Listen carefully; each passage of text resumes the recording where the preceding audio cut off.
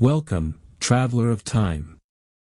Tonight, we step quietly into the forgotten corners of history, a place where stone walls once whispered secrets and desire mingled with power.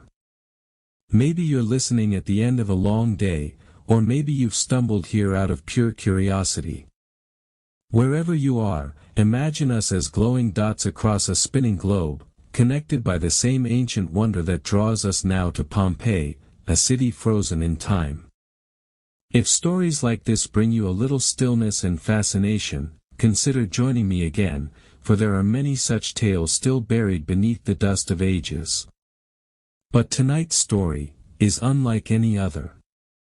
Because this isn't a tale of kings or generals, it's the story of an industry, one that thrived openly in the heart of Rome's most prosperous city. An industry that reveals more about human nature, class, and survival than any marble monument ever could. This is the story of Pompeii's forbidden brothels, the hidden world behind the painted walls. Close your eyes and picture it, a blistering afternoon in August, 79 AD. The streets of Pompeii hum with life. Merchants call out their prices, their voices echoing through narrow stone alleys. Slaves rush by with amphoras of wine and olive oil, while wealthy men in spotless togas discuss business under the shade of marble porticos. The air is thick, heavy with the scent of freshly baked bread, salty fish sauce, and beneath it all, a faint sulfuric whisper from the great mountain that watches silently over the city. Pompeii, home to over 15,000 souls, is no museum piece. It is alive, loud, and overflowing with money and pleasure. Ships from Greece, Egypt, and Carthage fill its ports. Coins clink in every tavern. Fortunes rise and fall like dice across the gambling tables. And with wealth, as always, comes temptation, every desire money can buy. Most history books avert their eyes here. They look away, embarrassed. But Pompeii did not. In Pompeii, sex was not hidden, it was advertised. It was regulated. It was celebrated. Walk down any busy street and you'd see it, carved into stone pavements, painted on shop fronts, etched into tavern walls, bold, explicit images that left nothing to the imagination. These weren't the scribbles of mischievous teenagers. They were signs, official advertisements approved by city magistrates.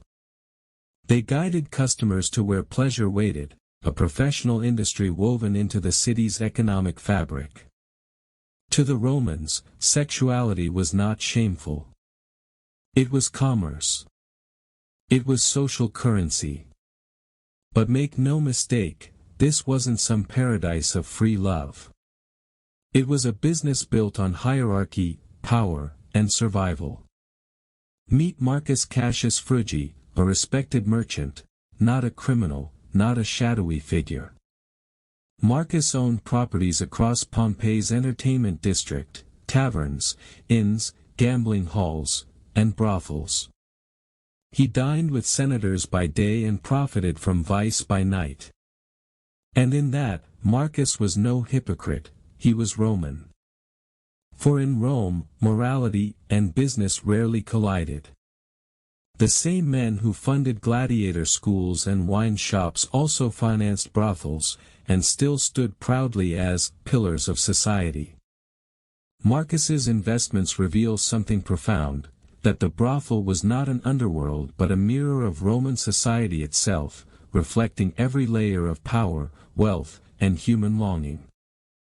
At the top of this hierarchy were women like Fastilla, a courtesan whose beauty was legend. She was not simply a prostitute, she was a performer, an educated companion, fluent in poetry and politics alike. Fastilla chose her clients carefully, senators, aristocrats, foreign traders. Her home in Pompeii's wealthy quarter was adorned with frescoes, not of shame, but of power, goddesses, shields, protective symbols. Hers was not a life of submission, but one of mastery. Then there was Iris, a freed slave. She had bought her freedom, most likely with the coins earned through her own body. Now she ran her own establishment near the Forum, a modest house of pleasure for merchants and travelers. Her building had a central courtyard, laughter and music spilling into the night air. Each small room bore a fresco depicting different scenes of passion, a silent catalogue for clients to choose from. But what truly brings Iris's world to life are the words scratched into her walls, fragile traces of emotion that survived the ash. I was here with Glaucus, and she made me forget my troubles. Restituta, you have such a wicked tongue. Little messages, crude or tender, but achingly human. They remind us that these were not faceless workers, they were people who loved, grieved, and dreamed in the dim light of oil lamps. Now, we descend lower, into the Lupanar, Pompeii's most infamous brothel. The name itself comes from lupa, she-wolf, a Roman term for prostitute. Here, luxury vanished. 10 tiny stone rooms lined a narrow corridor, each barely large enough for a bed. Above each doorway, a small window displayed the name of the woman within. The walls were covered with frescoes, not art, but advertisements. Menus of services rendered. Over 100 pieces of graffiti were found here, some boastful, some disturbingly tender. Myrtis, you please me. I love CIA. Success was here with Petronia. These scratches on the wall are the voices of the forgotten, echoes of a brutal trade where affection and survival blurred into one. Archaeologists can now trace the lives of some of these workers. Prima, for example, appears in records across multiple sites, moving from poverty to eventual freedom. Another, known only as the Syrian woman, was famed for her exotic allure and rumored wealth. Together, they show us that Pompeii's brothels were not just Roman. The Roman legal system didn't ban prostitution, it organized it. It taxed it, regulated it, and controlled it through layers of hypocrisy. A freeborn Roman woman who entered the trade lost her citizenship and her legal rights. But a slave woman forced into the same life was simply fulfilling her duty. It was a society obsessed with purity, but one that built its economy on exploitation. Consider Claudia Fortunata, a woman whose tombstone still stands in Pompeii's necropolis. She found a loophole, operating as a tavern keeper, to avoid being branded infamous, legally infamous. By day she served wine, by night she offered intimacy. Her tombstone calls her beloved by her girls, a patron who helped others survive the same system that consumed her youth. The brothels were carefully zoned, never near temples or schools. Pompeii's largest red light district stood by the harbor, where sailors and merchants poured in nightly. Here the streets were alive with music, laughter, the clinking of goblets, the smell of oil lamps and roasted meat. The air vibrated with temptation. At the center of it all stood Asalina, perhaps the most powerful madam in Pompeii. She owned multiple properties, employed dozens of workers, and even backed local politicians. Graffiti across the city praised her. Asalina and her girls support Marcus Cyrenius for aedile. Asalina was both businesswoman and political influencer, but her empire was built on the exhaustion of others. Behind the glamour lay tiny rooms, disease, and despair. Archaeological remains show malnutrition, fractures, and short lives. Many workers died before 30. Among them was a girl named Fortunata, only 13, found buried near a tavern wall. Beside her bed, scratched into the plaster, was one word. Mama. Yet even in this darkness, humanity flickered. One wall bears a customer's insult. Sabina, you charge too much. And below it, another hand replied. Sabina says you get what you pay for. Defiant humor. A voice refusing to be erased. Another worker decorated her small room not with erotic art, but with birds, open doors, and distant mountains, her painted escape, her dream of freedom. In these traces, we see the unbreakable human will, even in the most constrained of lives. Roman society believed some were born to serve and others to rule. And yet, even within that cruel hierarchy, love sometimes bloomed where no one expected it. A wealthy merchant, Marcus Appidius Sabinus, fell in love with a woman named Tischa, one of the harbor's workers. Their letters, found in his villa, reveal affection that transcended transaction. He bought her freedom, married her privately, and brought her into his trade. It was not a legal union, but it was real, a fragile defiance of a world built on inequality. It began like any other day. The merchants opened their stalls, the taverns filled with laughter, and in the narrow corridors of the Lupanar, business continued as usual. But far above them, Mount Vesuvius, that silent, watchful mountain, began to stir. Just before noon, a deep rumble rolled through the streets. The earth trembled. Birds scattered. Dogs howled. And then, the mountain split open. A column of smoke and ash rose high into the sky, stretching nearly 20 miles above Pompeii. Witnesses later described it as a pine tree, a trunk of fire with branches of smoke. Within hours, darkness fell. The city that once glimmered in sunlight was swallowed by a storm of ash, pumice, and fire. The people ran, some toward the sea, others to the open fields. But many stayed, believing it would pass. In the brothels and taverns, the lamps still flickered as workers and patrons huddled together. They must have heard the roar from the mountain. For 17 centuries, Pompeii slept beneath the earth. The city of sin and splendor was forgotten, its stories buried under 30 feet of volcanic ash. Then, in 1748, farmers digging near Naples struck something hard, a wall. What they uncovered would stun the world. Street after street, fresco after fresco, statues, furniture, even graffiti, everything was preserved as if time itself had paused. And among the most shocking discoveries were the brothels. Walls still painted with their explicit art, beds still standing in their tiny rooms, names of women still scratched into plaster. The archaeologists of the 18th century were scandalized, so much so that many artifacts were hidden away in what became known as the secret cabinet of the Naples Museum, accessible only to men of mature morals. But what they didn't realize then was that they had uncovered something far more valuable than erotic art. They had found the human story of Pompeii, the laughter, the longing, and the tragedy of lives lost in an instant. Today, when visitors walk through the Lupanar, they often fall silent. The air feels heavy. The rooms are small, unbearably small. On the walls, the frescoes still gleam faintly, their colors defying time. A reclining couple, a woman's smile frozen in pigment, a man reaching out with tenderness, or perhaps command.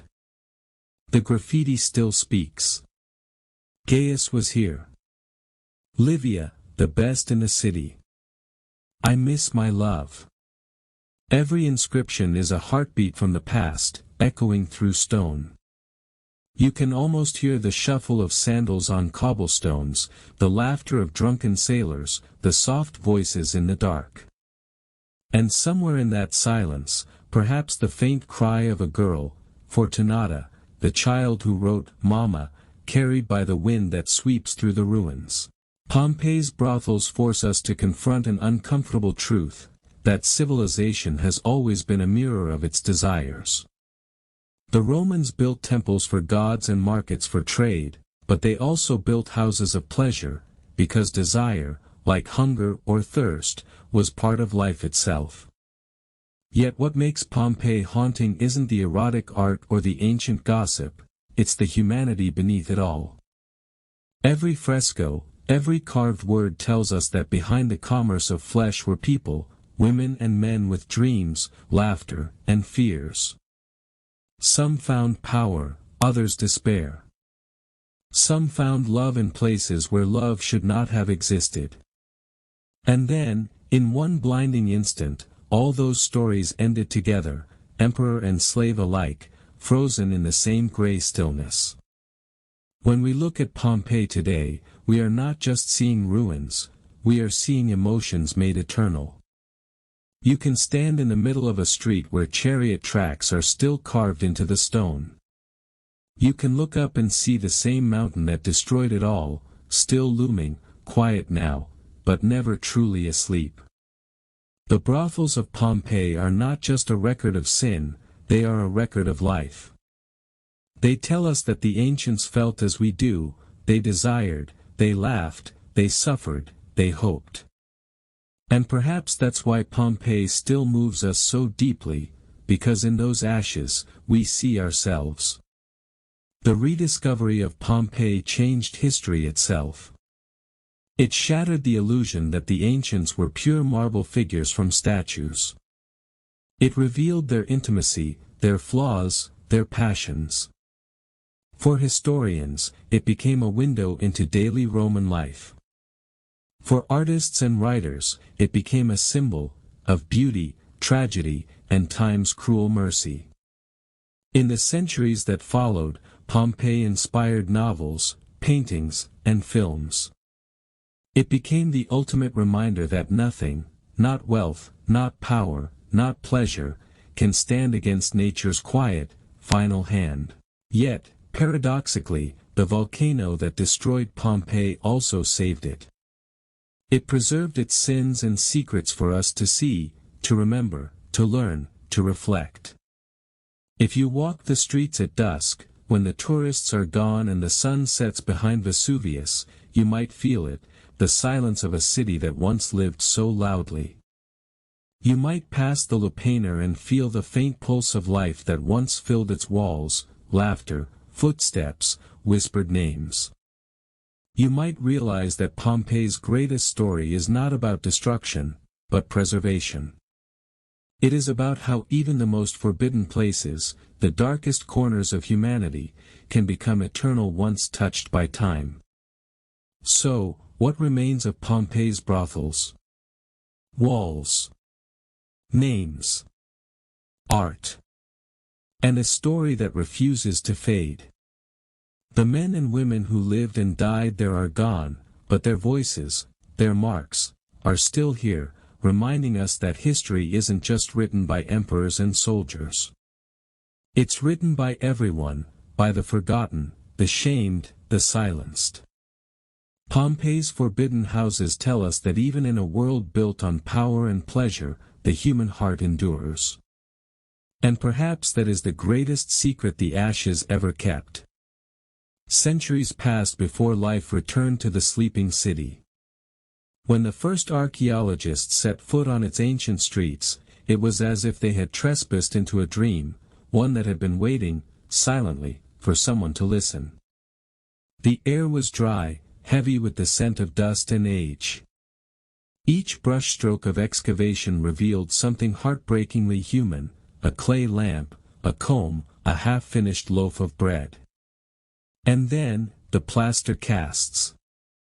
Bodies, curled and twisted, forever captured in their final moments. A mother shielding her child. A man reaching toward a door that would never open. Two lovers, frozen in each other's arms. Pompeii had become a gallery of souls. But in the Lupanar, the discovery was different, quieter. The brothel was not a place of grand tragedy or heroism, but of whispers and forgotten laughter. In the 1800s, when the explicit frescoes were first unearthed, they shocked even the most hardened scholars. Authorities in Naples ordered the artifacts locked away. Thus was born the Gabinetto Segreto, the secret museum. Only men of culture and morality could enter. Women and children were forbidden. But over time, curiosity won over prudence.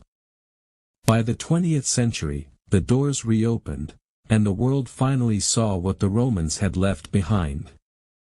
The paintings were not shameful, nor vulgar, they were windows into the human condition. Desire, love, power, loneliness, painted not for titillation, but for remembrance. The women of Pompeii's brothels, long silenced, were speaking again. And the world, for the first time, listened without turning away. Imagine standing in one of those narrow rooms. The walls close around you, the air still, the light dim. You run your hand across the ancient plaster, smooth in places, cracked in others, and there, beneath your fingers, you feel it, a name. A name scratched by someone who lived, who breathed, who loved, 2,000 years ago. Amaryllis was here. Fortunata waits for her love. Simple words, yet heavy as eternity. These women, whose stories were once dismissed as mere curiosities, have become symbols of endurance. Not queens, not warriors, but women who survived in the only ways they could, and whose existence refused to vanish. Pompeii is full of ghosts, but not the kind that haunt. These are ghosts that teach. They whisper of survival, of beauty, of fragility, and of how time buries everything except truth. Mount Vesuvius still stands, quiet now, its slopes green with vineyards. But beneath that stillness, the same molten power hums. Scientists say it could erupt again, tomorrow, next century, someday. And if it does, perhaps it will bury again what man has built. Perhaps another civilization will dig through our ruins and find our stories, our graffiti, our love notes, our desires. Pompeii is not just about Rome. It is about us. Because the same fire that took them still burns within us, the fire of wanting, of dreaming, of building, even when we know it can all vanish in a moment. At sunset, the stones of Pompeii glow golden. The streets fall silent except for the wind that moves through the ruins like breath. Somewhere, a single lamp burns in the lupanar, an ancient oil flame lit for remembrance. Its light trembles, flickers, and dances against the painted walls, casting shadows that move like memory itself. And as darkness descends, you realize something profound. Pompeii was never destroyed. It was preserved.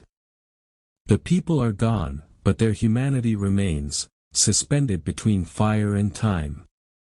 Their laughter, their cries, their passion, their pain, all caught in a single heartbeat, repeated forever in the stillness of stone.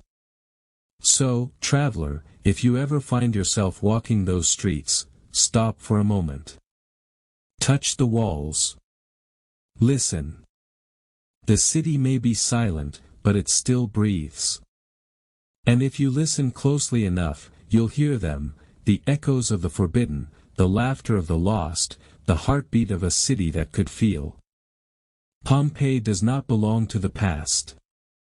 It belongs to every human who has ever dared to love, to desire, to dream, knowing that time will take it all away. Because what the ashes couldn't bury was the soul. The ruins of Pompeii are not silent, they breathe. Every wall carries a heartbeat, every corridor hums with echoes of footsteps long vanished. When you stand there, you feel it, the weight of 2,000 years pressing against your chest. The city does not shout its story, it whispers it, like a confession told through stone. Tourists walk the narrow lanes with cameras in hand, but some, just a few, stop to listen. They realize that beneath the dust lies not just history, but memory. The kind that doesn't fade, only deepens. In museums today, the frescoes of Pompeii glow softly under glass, reds, golds, blues. They were painted with minerals and love, designed to endure the centuries. And they did. One painting shows Venus emerging from the sea, eyes half closed in eternal beauty. Another, two lovers reclining on a couch, caught between pleasure and peace. Yet, perhaps the most haunting art of all lies in the smallest brushstrokes, a hand resting on another, a glance turned away. The Romans painted desire not as sin, but as life itself. Their art tells us that to love, to crave, to reach out for another human being, was divine. It is we, the moderns, who forgot how sacred that can be. Some nights, the guards of Pompeii say they hear things, faint footsteps echoing along the old stone roads, laughter near the baths, soft voices in the lupanar. No one believes in ghosts anymore. But in Pompeii, belief is not required. Because here, time itself walks beside you. You turn a corner and see a room where someone once slept. A bowl still sits on a shelf, a ring lies on the floor. You realize, these people never imagined they would become eternal. Their ghosts do not haunt, they guide. They remind us that history isn't something that happened, it's something that continues. In every choice we make, in every passion we chase, in every secret we keep. There's a strange peace that settles over Pompeii at twilight. The last sunlight touches the broken columns, turning them to gold. The air cools, and the shadows stretch, long and thin, across the ancient streets. You walk past the bakery, the tavern, the baths, the brothel. And you realize something profound, these people were not so different from us. They worked. They loved. They laughed. They sinned. They hoped. And maybe, in their final moments, they too wondered if anyone would remember them. If anyone would care. If their lives, brief and bright, would matter. And here we are. 2,000 years later. Pompeii's greatest lesson is not about tragedy. It is about humility. Nature has no enemies, no revenge. It simply reminds us, again and again, that we are fragile. Our cities, our empires, our passions, all are dust waiting to return home. But it also reminds us of something else. That beauty can survive even the fire. That art can outlive death. That memory is stronger than destruction. Pompeii's brothels, its laughter, its sins, they remain because life itself refuses to vanish quietly. If you listen closely in the lupanar, you can still hear it, not sound, but feeling. The walls remember. Every carving, every mark of paint was made by someone's hand. A living hand. And that hand is gone, but its touch endures. That is Pompeii's secret. That is why the ashes could not win. The volcano destroyed bodies, but it could not erase humanity. It preserved it, sealed it inside time, like a message written to the future. To us. Pompeii's forbidden brothels are not relics of shame, they are mirrors. When we look at them, we don't just see Rome, we see ourselves. Our desires. Our hypocrisies. Our search for love, even in the wrong places. Every generation builds its own Pompeii, its own monuments of pleasure and pride. And perhaps, one day, our cities too will lie beneath the dust. And the future will read our graffiti, our words, our art, our sins, and wonder what we were like. And maybe, just maybe, they will forgive us. The way we have learned to forgive Pompeii. Night falls over the ruins. The moon climbs above Mount Vesuvius, painting the stones in silver light. The wind moves softly through the empty streets, the same wind that once carried laughter and song. You stand there, between past and present, and realize, Pompeii never truly died. It simply changed form. It became memory. It became lesson. It became eternity.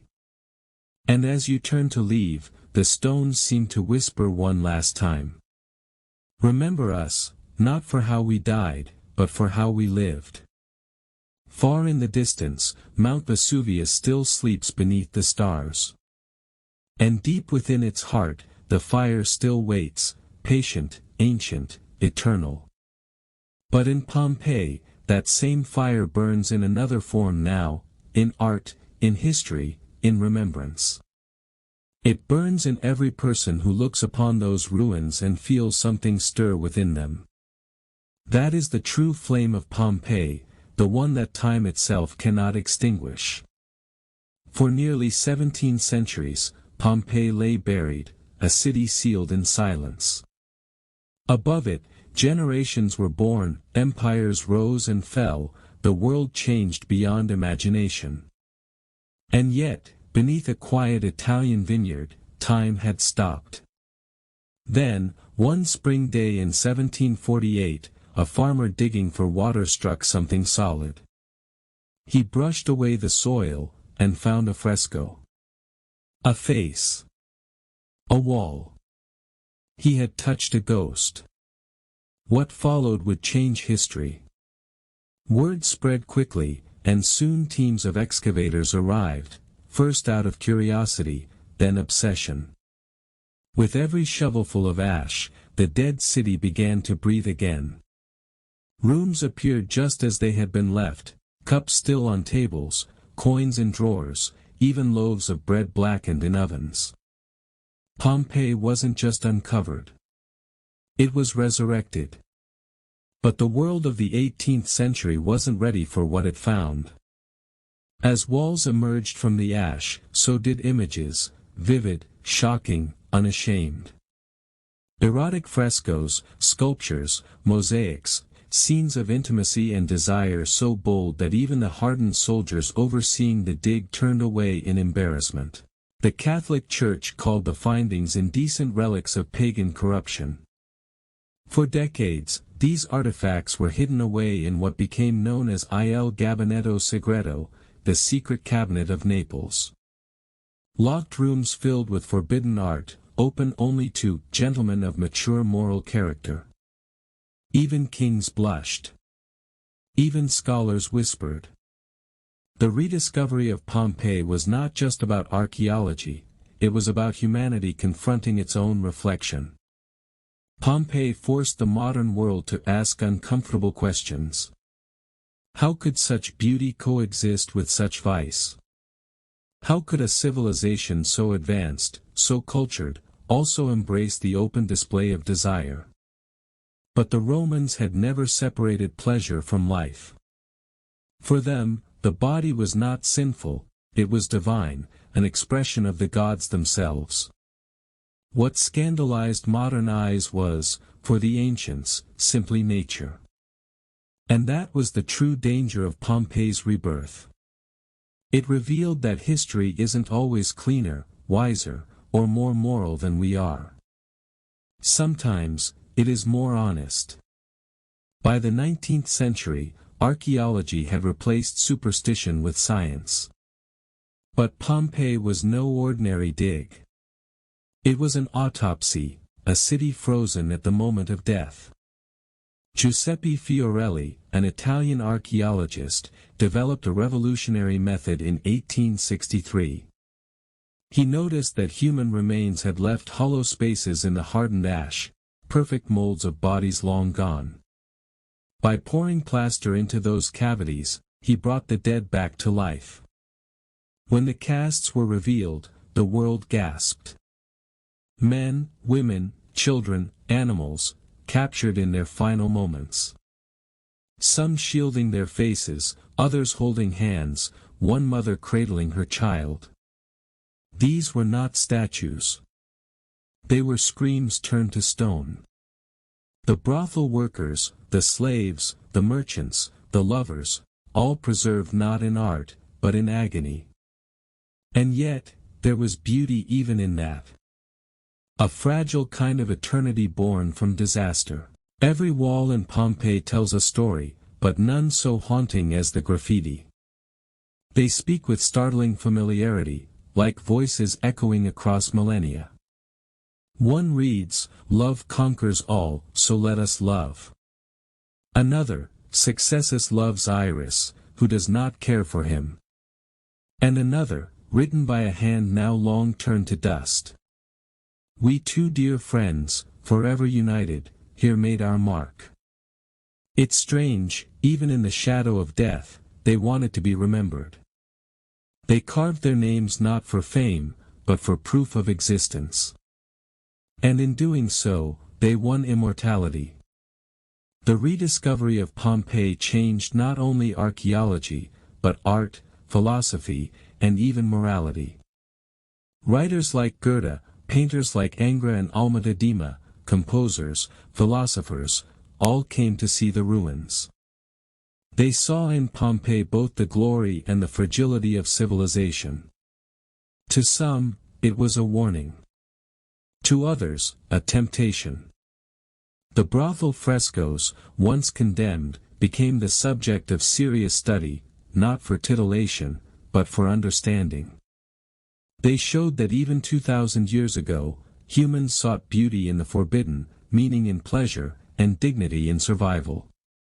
Pompeii was no longer a scandal. It was a mirror held up to humanity, and we were forced to look. Among all the relics, few are more haunting than the personal items of the women who once lived and worked there. A bronze mirror. A comb still tangled with strands of hair. A small jar of red pigment, lipstick, perhaps, or rouge.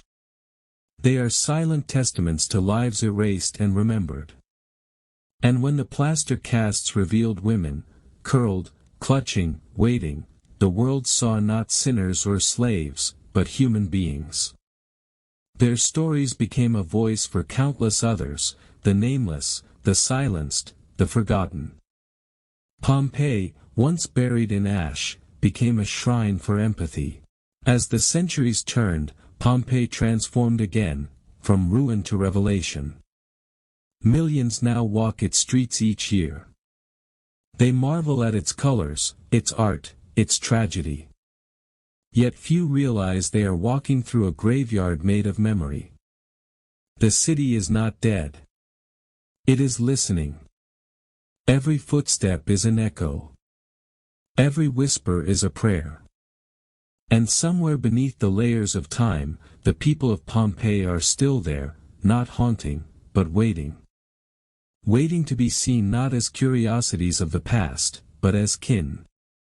The final secret of Pompeii is simple, and sacred. It is not about fire or ash. It is about remembrance. When Mount Vesuvius erupted, it did not destroy Pompeii. It preserved it, like a photograph taken by the gods. Every fresco, every coin, every word carved into a wall was saved for us. So that one day, far in the future, someone like you would listen. And remember them. Because that's what we are doing right now, across time and distance. We are remembering. We are keeping the flame alive. So as the night falls once more over Pompeii, and the moon glows faintly on the broken stones, remember this. Civilizations rise and fall. Empires crumble. But stories never die. They live in walls, in words, in whispers. They live in us. And tonight, for a brief moment, you walked with them, through the forbidden streets. Through the lost laughter. Through the silence that became eternal. Pompeii is gone. But it still breathes. In every lover. In every dreamer. in everyone who refuses to be forgotten. When Pompeii returned to the light, it was as though Rome itself had awakened. The frescoes, the statues, the mosaics, they told stories that textbooks never could. And for the first time in centuries, the modern world looked into the mirror of antiquity and saw itself. Artists, poets, and philosophers flocked to the ruins. They walked the same cobbled streets where the ancients once laughed, wept, and sinned. And they came away forever changed. In the salons of Paris and London, the name Pompeii became a whisper of inspiration. Painters recreated its murals. Writers filled pages with tales of doomed lovers buried in fire. Composers wrote operas that echoed with volcanic thunder. Goethe, after visiting Pompeii in 1787, wrote, "Many disasters have befallen the world, but few have brought so much joy to later generations." To the Romantic artists, Pompeii was not tragedy, it was truth. A reminder that beauty and destruction, love and loss, always walk hand in hand. Even today, that truth lingers. You can see it in cinema, in literature, in every story that binds desire to death, passion to ruin. Because Pompeii showed us what it means to be human, completely, unapologetically, eternally. Yet not everyone saw beauty in the ashes. To the Catholic Church of the 18th and 19th centuries, Pompeii was dangerous. Its erotic frescoes and sensual statues challenged centuries of dogma about purity and sin. Priests condemned the excavations. They warned that gazing upon these pagan ruins could corrupt the soul. But the more they tried to hide it, the more the world wanted to see. The secret cabinet in Naples became a paradox. A vault of forbidden beauty that drew emperors, popes, and poets alike. And in a strange twist of fate, the church itself built a new Pompeii nearby. A modern town crowned with a great basilica, symbolically purifying the ancient city with prayer. Thus, side by side, two Pompeii stood. One of faith, one of flesh. One buried, one reborn. Both eternal. By the 20th century, Pompeii had become more than a ruin, it was a lens. Archaeologists studied it to understand ancient life. Sociologists studied it to understand human nature. And quietly, beneath the academic curiosity, another truth emerged. Pompeii was not just about death. It was about life preserved in its rawest form. The brothels, the graffiti, the frescoes, they showed a society unashamed of the body. A society that saw pleasure as art, and art as a form of memory. In the ruins of the Lupanar, historians began to see not sin, but story. Not shame, but survival. The walls spoke not of corruption, but of connection. Between lovers, between strangers, between centuries. Today, scholars and artists are re-examining the lives of women like Nalia Primigenia, Asalina, and Fortunata. The forgotten workers of Pompeii's forbidden quarters. Once dismissed as curiosities, they are now seen as pioneers of resilience, women who navigated impossible hierarchies with wit, courage, and humanity. Their faces, painted on frescoes, have become symbols of endurance. Their names, etched into stone, are now studied with reverence. Modern historians see them not as victims, but as voices. Proof that even in the harshest systems, humanity finds ways to survive, and sometimes even thrive. If you look closely, Pompeii never really left us. Its echoes live in the art of Fellini, the photography of Helmut Newton, the novels of Robert Harris. It haunts fashion, cinema, even pop culture. Whenever beauty meets decay, whenever love meets ruin, that's Pompeii whispering again. The city's imagery, marble gods, crimson frescoes, ash-gray skies, has become a language of memory. A reminder that nothing truly dies when it is remembered with wonder. And perhaps, that's why millions still visit every year. Not for the ruins, but for the reflection. To stand where ordinary people once stood, and realize how little has changed in 2,000 years. We still crave beauty. We still chase love. We still build our lives on the edge of volcanoes. Vesuvius still looms over the Bay of Naples, silent, patient, eternal. Tourists climb its rim, take pictures, laugh, and descend, never realizing the paradox beneath their feet. The volcano sleeps, but it never forgets. Just as humanity never stops repeating its oldest story, creation, destruction, and rebirth. Pompeii is not a warning. It is a mirror. A reflection of what we become when we dare to live fully, even knowing how fragile it all is. So when you next hear the name Pompeii, don't think only of ashes. Think of light. The light that burned in those ancient oil lamps. The light that glowed on painted walls. The light that still flickers in our art, our desire, our dreams. Pompeii was never just a city. It was, and still is, a heartbeat preserved in stone. And perhaps that's the most human truth of all. We are all Pompeii, waiting to be remembered. Thank you for walking through time with me. If you felt the pulse of the past tonight. If you heard the whispers in the dust. Then Pompeii has spoken to you, as it once spoke to me. Don't forget to subscribe for more journeys through the forgotten corners of history. There are more stories buried beneath our world.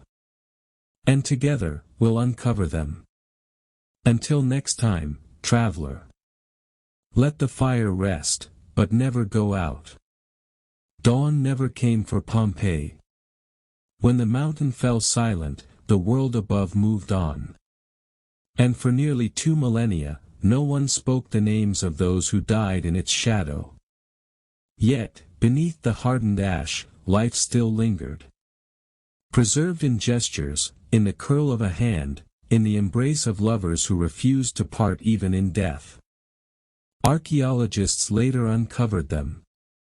Their final breaths frozen in time. A mother shielding her child. A man clutching a pouch of coins. 2 figures, their fingers intertwined, resting in peace beneath 12 feet of stone. They weren't emperors or heroes. They were us.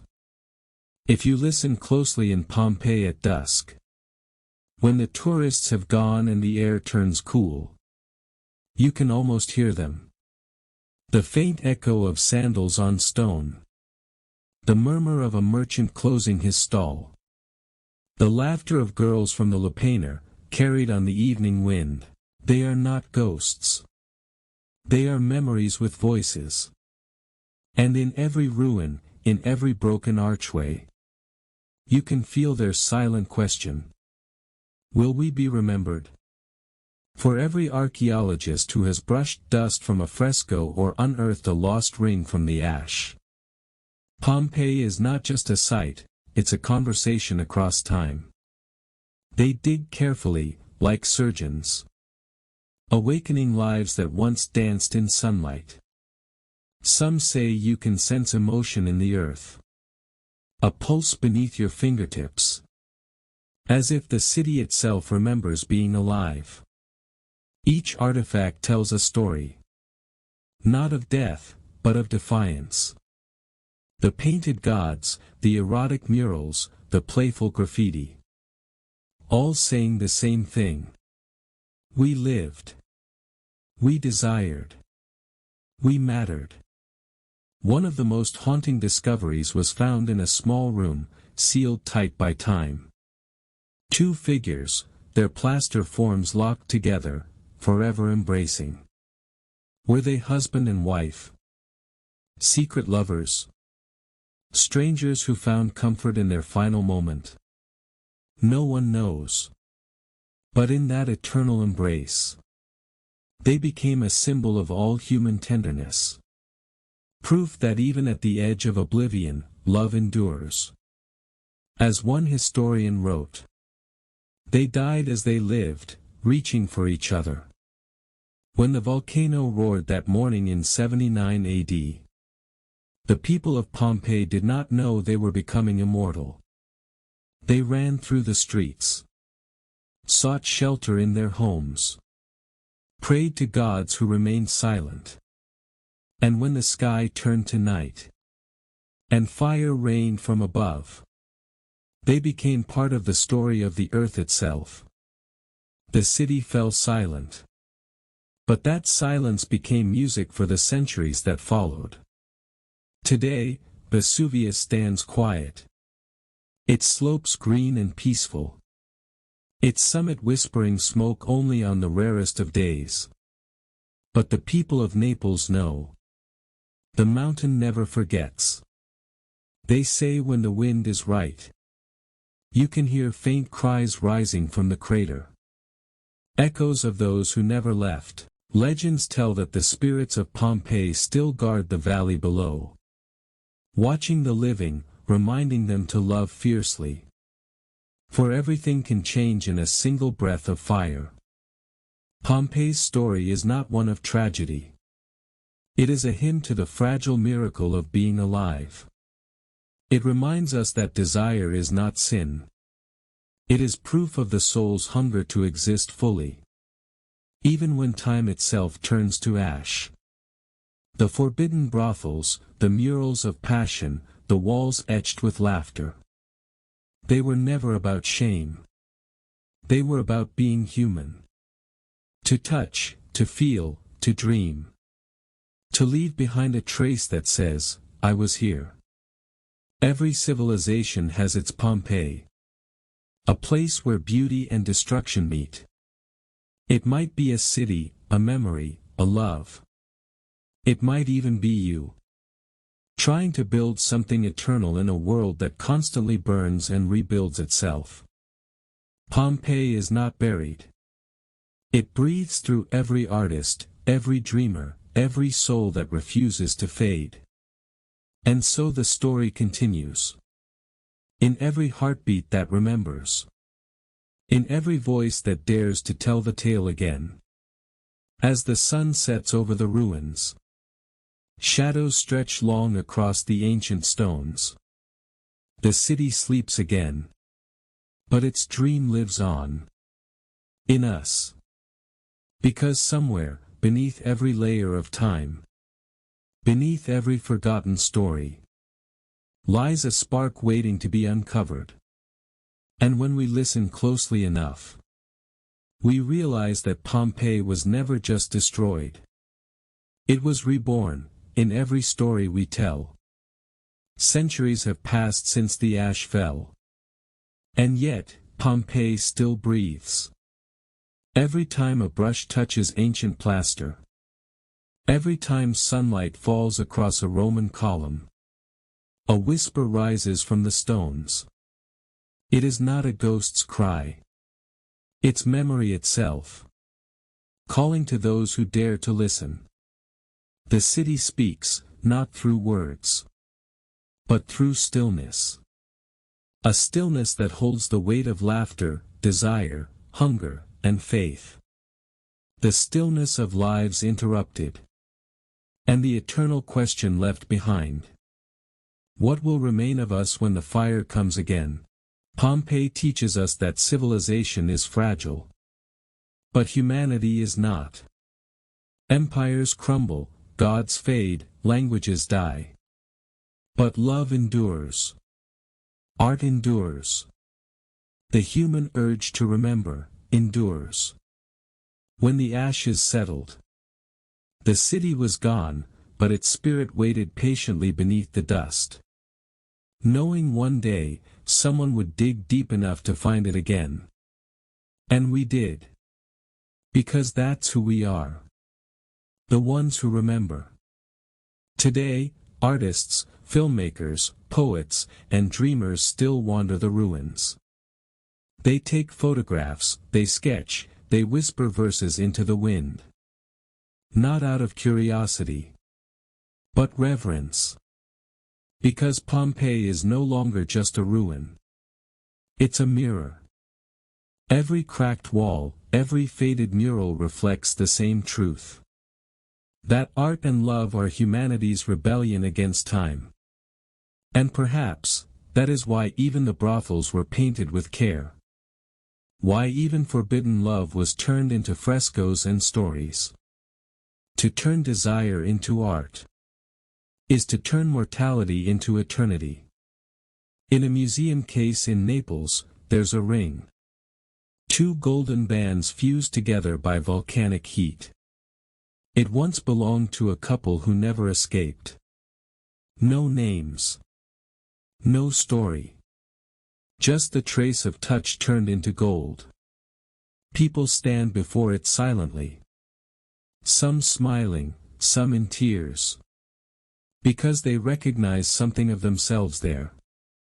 That's the power of Pompeii. It doesn't belong to the past. It belongs to the parts of us that still ache, still love, still remember.